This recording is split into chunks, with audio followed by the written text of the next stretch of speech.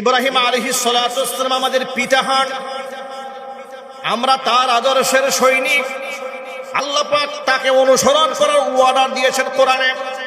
আল্লাহ বলেছেন মিল্লাতা আবিকুম ইব্রাহিম হুয়া সাম্মাকুমুল মুসলিমিন। তোমাদের পিতা ইব্রাহিমের আদর্শের অনুসরণ করো, তিনি তোমাদের নাম মুসলমান রেখেছেন। আল্লাহু আকবার বলেন। এরপর আল্লাহ পাক তার প্রশংসা করেছেন। আল্লাহ পাক বলেন মা কানা ইব্রাহিম ইয়াহুদিয়াও ওয়ালা নাসরানিয়াও ওয়ালাকিন কানা হানিফাম মুসলিমা ওয়া মা কানা মিনাল মুশরিকিন। ইব্রাহিম আলাইহিস সালাতু ওয়াস সালাম ইহুদি ছিলেন না, খ্রিস্টান ছিলেন না, ওয়ালাকিন কানা হানিফান মুসলিমা, তিনি একনিষ্ঠ মুসলমান ছিলেন। ওয়া মা কানা মিনাল মুশরিকিন, তিনি মুশরিকদের অন্তর্ভুক্ত ছিলেন না। জোরে জোরে বলেন সুবহানাল্লাহ। এখন এক বাক্যে জবাব দিয়ে বলেন ইব্রাহিম আলাইহিস সালাতু ওয়াস সালাম, যার জন্য আল্লাহ তাআলা আগুনকে ফুলের বাগান বানিয়ে দিয়েছিলেন, সেই ইব্রাহিম আলাইহিস সালাতু ওয়াস সালামের সম্মান আমাদের আল্লাহর কাছে আছে না নাই? এত সম্মান সেই ইব্রাহিম আলাইহিস সালাতু ওয়াস সালামের। কত আসর ছিল তার আচরণে, কত কথার মধ্যে আল্লাহ পাক কত আসর রেখে দিয়েছিলেন। অথচ সেই ইব্রাহিম আলাইহিস সালাতু ওয়াস সালাম নিজের কলিজার টুকরা পিতা আজরকে মূর্তি পূজা থেকে বাঁচাতে পারেন নাই। ওই যে আগেই বলেছি হেদায়েতের মালিককে মূর্তি পূজা থেকে বাঁচাতে পারেন নাই। জিজ্ঞেস করেছেন মা হাদিহি তামাসিলুল্লাতী আনতুম লাহা আকিফুন, কি ব্যাপার?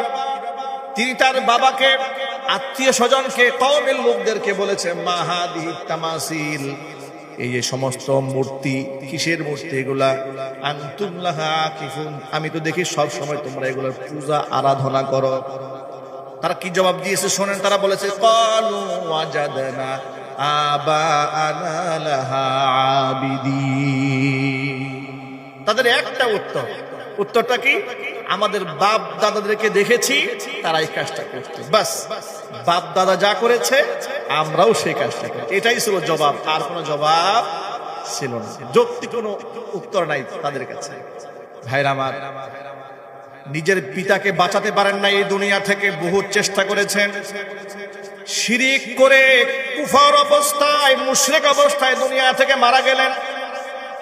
হাদিস শরীফে এসেছে কিয়ামতের দিন নবী ইব্রাহিম আলাইহিস সালাতু ওয়াস সালামের সাথে তার পিতা আজরের সাক্ষাৎ হবে। হাদিসের ভাষায় শোনায় ইয়ালকা ইব্রাহিম আবাহু আযর ইয়াউমাল কিয়ামা।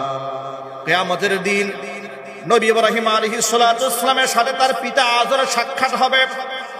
ওয়া আলা ওয়াজহি আযরা কাতারাতুন ওয়া গাবারাতুন, হাদিসে এসেছে ঠিক এমন অবস্থায় দেখা হবে যে আজরের চেহারার মধ্যে ধুলোবালি পড়ে আছে। বিষণ্ণ চেহারা, ধুলোমলিন চেহারা নিয়ে ইব্রাহিম আলাইহিস সালাতু ওয়াস সালামের সামনে পিতা আজর দাঁড়ায় যাবে। ইব্রাহিম আলাইহিস সালাতু ওয়াস সালাম বাবাকে দেখে দুঃখের সাথে বলবেন আলাম আকুল লাকা লা তাসিনি, ও আব্বা জান, আপনাকে আমি বলি নাই এই শিরিক করবেন না, দেবদেবীর পূজা করবেন না, মূর্তির পূজা করবেন না, এগুলার কাছে সাহায্য চাবেন না, কারণ এগুলার কোনো ক্ষমতা নাই, ক্ষমতার একমাত্র মালিককে। আচ্ছা, সকল ক্ষমতার মালিক যে আল্লাহ, এতে কি আমাদের কারো কোনো সন্দেহ আছে না? একটু জোরে বলতে হবে। এখানে অনেক রাজনৈতিক নেতৃবৃন্দরাও আছেন, বিভিন্ন দলের অনুসারীরাও আছেন। এই জন্য স্পেসিফিক আমি কোনো দলের নাম বলবো না, আমি শুধু বলবো এক বাক্যে যারা মুসলমান, সে যে দলের হোক। ঠিক কিনা জোরে বলেন? কোরআন তো আলাদা কোনো দলের জন্য আসে নাই, কোরআন বিশ্ববাসীর জন্য এসেছে। আল্লাহু আকবার বলেন, চিল্লা এখন আল্লাহু আকবার। তাহলে এক বাক্যে জবাব দিয়ে বলতে হবে, সকলেই বলবেন যে আল্লাহ ছাড়া কি আর কোনো মূর্তি, কোন প্রকারের স্তম্ভ কিংবা কোন প্রকার গাছ, কোন প্রকার মাছ, এগুলার কোন ক্ষমতা আছে? কোন পীরের ক্ষমতা আছে? কোন দরবেশের, কোন মাজারের, কোন কবরের? সকল ক্ষমতার মালিককে। কয়েকদিন আগে চাঁদপুর জেলার 5 আসনের এমপি পদপ্রার্থী, এই যে হিন্দুদের পূজা হয়ে গেল, পূজায় হাজির হয়ে বলছে যে 2023 সালে মা দুর্গা 10 হাত নিয়ে এসেছেন। মুসলমান, এটা যদি হিন্দু বলতো আমার আল্লাহর কসম আমি এটা নিয়ে কোনো প্রতিবাদ করতাম। মুসলমান বলছে যে মা দুর্গা 2023 সালে 10 হাত নিয়ে এসেছে। মা দুর্গার শক্তিতে স্বৈরাচার টিকতে পারে না, 1 বছরের মাথায় পালায় গেছে। আরো জোরে বলেন নাউজুবিল্লাহ। সামান্য কয়েকটা ভোট ভিক্ষা করার জন্য ঈমান বিক্রি করলেন। মনে রাখবেন, যে মুসলমান 5% মুশরিকদের ভোট কালেক্ট করতে গিয়ে নিজের ঈমান বিক্রি করে, ওরে যদি এমপি বানান, দেশ বিক্রি করে বিদেশ চলে যাবে। কথা ঠিক নেবে ঠিক? এরাই হচ্ছে ওরা, এরাই হচ্ছে তারা যারা সুইস ব্যাংকে অ্যাকাউন্ট করে। ঠিক নেবে ঠিক? এরাই হচ্ছে ওরা যারা বিদেশে বেগম পাড়া বানায়। আমাদের বার্তা স্পষ্ট, এই দেশে আমরা রাম, বাম, কাফের, বেঈমান, নাস্তিক তাদের শাসন দেখেছি, কোরআনের শাসন আমরা দেখি নাই। ইনশাআল্লাহ আমরা কোরআনের শাসনই দেখব। ইনশাআল্লাহ বলতে তো ভয় পাচ্ছেন আপনারা, একটু জোর আওয়াজে বলেন না, মুসলমানের মতো বলো না ইনশাআল্লাহ। আল্লাহ যেন কবুল করে, জোরে কোন আমিন। আরেকজন তো ইসলামিক দল করে, দিন কায়েমের স্লোগান দেয়। উনি পূজায় গিয়া, শুধু পূজায় যায় না, গিয়ে উনি গীতা পাঠ করা শুরু করছে। ভণ্ডামির তো একটা লিমিট থাকা উচিত। কথা ঠিক নেবে ঠিক জোরে বলে। আচ্ছা, যে লোকটা ইসলামিক দল করে না কিংবা আকিমুদ্দিন, দিন কায়েম করবো বলে না, সে তো জাহেল। সে কি জাহেল? কোরআন বুঝে না, হাদিস বুঝে না, ইসলাম বুঝে না। ও না হয় একটা কাজ করছে, মানলাম। আপনি তো আলেম মানুষ, আপনি যে মাথায় টুপি দিয়ে গীতা পাঠ করা শুরু করলেন, আর আপনার গীতা পাঠ শুনে হিন্দু মহিলারা উলুধ্বনি দেওয়া শুরু করলো, আপনার কি ইমানে কোনো গায়রাত নাই? আপনার কোনো লজ্জা নাই? আপনার কোনো শরম নাই? আপনারা বলেন দিন কায়েম করবেন, এটার নাম আপনার দিন কায়েম? এটার নাম আপনার দিন কায়েম? আপনাদের আচরণে মনে হচ্ছে আপনারা দিন কায়েম চান না, আপনারা দিন কায়েমের নাম বিক্রি করে চেয়ার দখল করতে চান। এত সহজ নয় দিন কায়েম। দিন কায়েম করতে করে নিজের মধ্যে দিন থাকতে হবে। কথা ঠিক কিনা ভাই? ঠিক জোরে বলে। আচ্ছা, আমার মধ্যে যদি দিন না থাকে, আমি যদি সামান্য কয়েকটা ভোট ভিক্ষা করার জন্য ঈমান বিক্রি করতে পারি, আমার দ্বারা দিন কায়েম হবে? চিল্লায় বলতে হবে দিন কায়েম হবে। সতর্ক থাকতে হবে।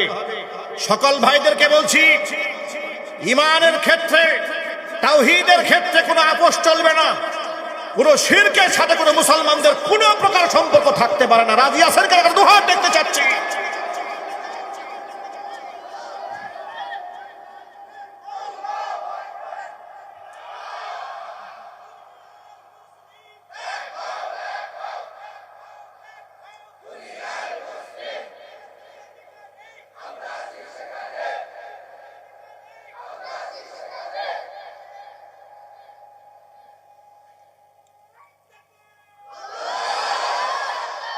আমার যুবক ভাইরা, ইব্রাহিম আলাইহিস সালাতু ওয়াস সালাম কিয়ামতের দিন পিতা আযরকে অবস্থায় দেখার পরে আফসোস করে বলবেন, আলাম আকুল লাকা লা তাসিনি। আব্বা জান, আপনাকে নিষেধ করি নাই, আপনি আমার অবাধ্য হবেন না।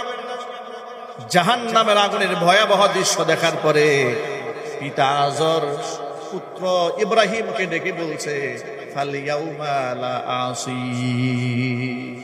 ও ইব্রাহিম, আমি ওয়াদা করলাম তোমার সাথে, আমি আর তোমার কথার বাহিরে চলি। কি কাজ হবে? এটা জুড়ে বলুন না, কাজ হবে। উনি হাসরের মাঠে বলবে, ফালিয়াউমা লা আসি, একদম ওয়াদা করলাম, তুমি যা বলবে তাই শুনবো। আর ফায়দা হবে? ফায়দা হবে। তারপরে হযরত ইব্রাহিম আলাইহিস সালাতু ওয়াস সালাম আশাহত হবেন না, নিরাশ না হয়ে রব্বুল আলামিনের দরবারে দরখাস্ত করবেন, ডেকে বলবেন, ইন্নাকা ওয়া'আদতানি আল্লা তুখজিয়ানি ইয়াওমা ইউবাসুন। রব্বুল আলামিন, তুমি তো আমার সাথে ওয়াদা করেছিলে পুনরুত্থান দিবসে মানে হাসরের দিন তুমি আমাকে অপমানিত করবে না, লাঞ্ছিত করবে না, কিন্তু এর চাইতে বড় লাঞ্ছনা অপমান আমি ইব্রাহিমের জন্য আর কি হতে পারে? আমি পুত্র একজন নবী হয়ে থাকবো জান্নাতে, আর আমার পিতা থাকবে জাহান্নামে। এর চাইতে বড় আফসোস আর লজ্জা আমার জন্য আর কি হতে পারে? আল্লাহর পক্ষ থেকে যখন ঘোষণা দেওয়া হবে, আল্লাহ পাক রব্বুল আলামিন বলবেন, ইন্নী কাদ হাররামতুল জান্নাতা আলাল কাফিরিন। ও ইব্রাহিম শোনো, পৃথিবীর সমস্ত অস্বীকারী কাফেরদের জন্য আমি আমার জান্নাতটাকে হারাম করে দিয়েছি। এখন আমি আপনাদের কাছে প্রশ্ন করি, এক বাক্যে জবাব দিবেন, কাফেররা জান্নাতি না জাহান্নামী? আরো জোরে, কাফেররা জান্নাতি না জাহান্নামী? সুতরাং মূর্তি পূজারী যত আছে সবগুলার ঠিকানা জান্নাত না জাহান্নাম। আশ্চর্যের ব্যাপার, সেই চাঁদপুরের এমপি পদপ্রার্থী, নমিনেশন পদপ্রার্থী 5 আসনের, তিনি শুধু এতটুকু বলেন নাই যে মা দুর্গা ক্ষমতা দিয়ে হাসিনাকে তাড়িয়েছে, এটাই বলেন নাই। লাস্টে আবার বলছে কিয়ামতের দিন, আপনাদের কিয়ামতের দিন আপনারা উঠবেন, আমরাও উঠব। ভালো আমল করলে আপনাদের সাথে ভালো মুআমালা করা হবে, ভালো আমল করলে আমাদের সাথে মুআমালা করা হবে। নাউজুবিল্লাহ। মুসলমানদের ঈমান যদি এত পচা হয়, গান্দা হয়, আল্লাহর কসম সেই ব্যক্তি মুসলমান নয়। মুসলমানের ঘরে শুধু জন্ম নিলেই মুসলমান হওয়া যায় না, ঈমানের ক্ষেত্রে অবিচল থাকতে হয়। এই জন্য আমি জিজ্ঞেস করেছি, এক বাক্যে জবাব দিবেন, একমাত্র আল্লাহ ছাড়া আর কারো কোনো ক্ষমতা আছে? ক্ষমতার একমাত্র মালিক আল্লাহ পাকের কথা বুঝার তৌফিক দান করেন। একটু জোরে বলুন আল্লাহুম্মা আমিন। ভাইরা আমার, জাতির পিতা ইব্রাহিম আলাইহিস সালাতু ওয়াসসালাম হেদায়েতের মালিক যদি থাকতেন, অন্তত পক্ষে নিজের বাবাকে রক্ষা করতে পারতেন, ঠিক কিনা বলেন? রক্ষা করতে পারেন। প্রিয় ভাইরা আমার, দু জাহানের বাদশা ইমামুল মুরসালিন রাহমাতুল লিল আলামিন খাতামুল আম্বিয়া নবিয়ুনা মুহাম্মদুর রাসূলুল্লাহ সাল্লাল্লাহু আলাইহি ওয়াসাল্লাম দুনিয়া আখিরাতের বাদশা, আসমানের নিচে জমিনের উপরে যার চাইতে সম্মান আল্লাহ পাক কাউকে দান করেন নাই, ভবিষ্যতে করার কোনো সম্ভাবনা নাই, ঠিক কিনা জোরে বলেন? যাকে আল্লাহ তাআলা কোনদিন নাম ধরে একটা ডাকও দেন নাই। সমস্ত নবীদেরকে ইয়া মূসা, ইয়া ইয়াহইয়া, ইয়া যাকারিয়া, ইয়া ইব্রাহিম, ইয়া লূত এইভাবে নাম ধরে ধরে দেখেছেন, কিন্তু আমাদের নবীজিকে আল্লাহ পাক ইয়া মুহাম্মদ এমন শব্দে ডাক দেন নাই, সম্মান দিয়ে বলেছেন ইয়া আইয়ুহান নাবিয়্যু জাহিদিল কুফফারা ওয়াল মুনাফিকিন। আইয়ুহান নবী বলে সম্বোধন করেছেন। ইয়া আইয়ুহাল মুযাম্মিল